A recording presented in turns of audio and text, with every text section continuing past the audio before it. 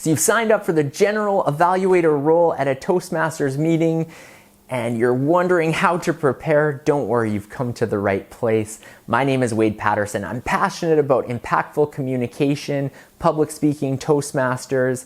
Therefore, if this video gives you some benefit, please subscribe to my channel. I would really appreciate it. Simply put, the General Evaluator Role is all about evaluating all the roles that don't have an evaluator. Sounds a little confusing, but speeches have a speech evaluator. Table topics has a table topics evaluator. But who evaluates the table topics evaluator? Who evaluates the speech evaluators? That is the General Evaluator. It took me a little while to wrap my head around that concept, but it makes a lot of sense because Toastmasters is all about speaking, and if you're giving an evaluation, you want to know how you did on that.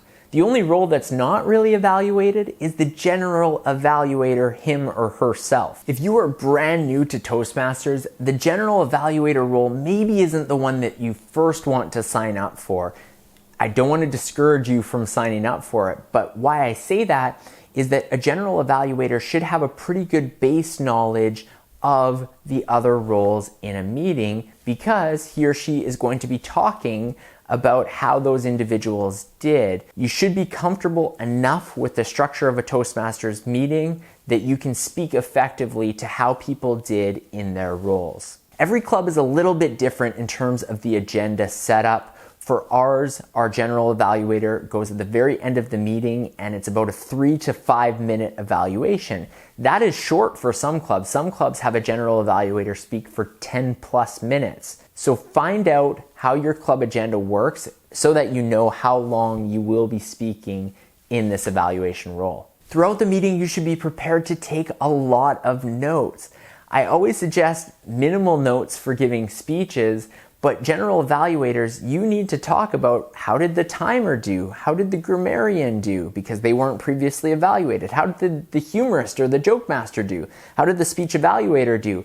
These are so many things that you're not going to be able to keep straight in your head. Maybe you can if you're very, very advanced, but for most of us, myself included, I need to write notes. We all need to write notes so that we know at the end of the meeting how everybody did, because you might not remember something that happened 40 minutes before, especially when all of the new speakers have come in.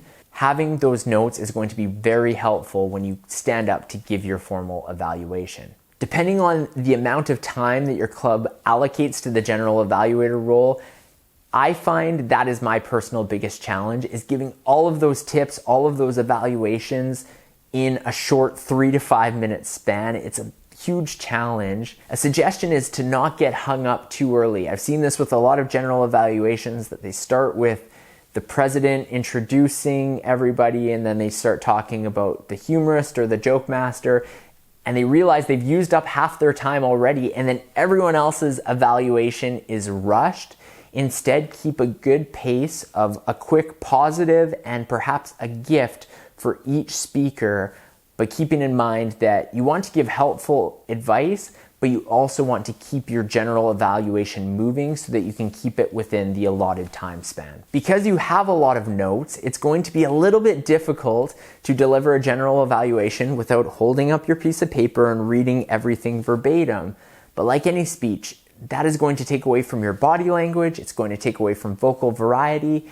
Instead, what I like to do, we have a lectern at our club, and I turn that sideways. That allows me to open up to the audience. My body isn't blocked by the lectern, and I can subtly look over at my notes, see the next person I'm going to be talking about, a couple key words or phrases that jog my memory about what they did well, and then I can turn back to the audience and deliver that evaluation.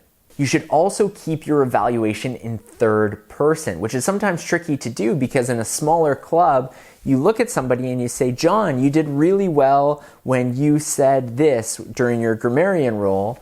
Instead of that, the wording should be, John did a phenomenal job with the grammarian role by using a word of the day that was something that we don't hear every day, and it forced us to use a different set of vocabulary, something that was a little bit different. By saying the person's name in third person, it benefits all of the audience because you're not just giving tips to John, you're giving tips for everyone. We all learn from these evaluations. Therefore, third person is the key when you're giving a general evaluation. If you've signed up for the General Evaluator role, congratulations. It's a huge step. It is a tougher role to take on in Toastmasters, but it's one that is very rewarding and it improves your listening skills as well. That's something that I've found with Toastmasters over the years. While you become a better speaker, you also become a better listener, and it's thanks to taking on roles like the General Evaluator. I hope this video brought you a little bit of value. If it did, please subscribe to my channel. I would really appreciate it. Otherwise, have a great day.